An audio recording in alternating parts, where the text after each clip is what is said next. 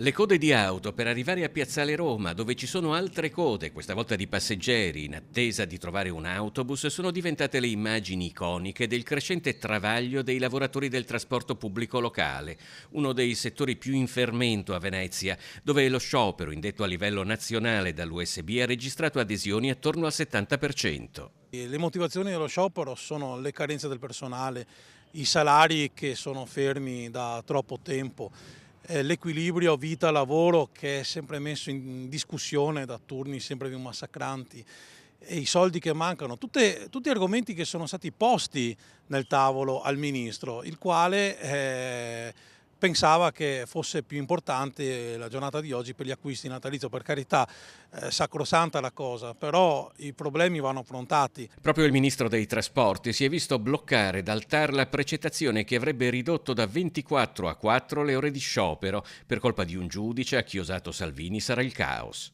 Effettivamente il ministro ha avuto ragione, oggi è scoppiato il caos, ma la colpa è tutta sua, non assolutamente del TAR e tantomeno nostra che abbiamo indetto e proclamato uno sciopero nei termini della legge, la 146 del 1990. Le cose peraltro sembrano destinate a peggiorare. Nel 2025 da Roma arriveranno in Veneto 34 milioni in meno per le aziende di trasporto, ma lo sciopero di oggi non è solo di autobus e vaporetti.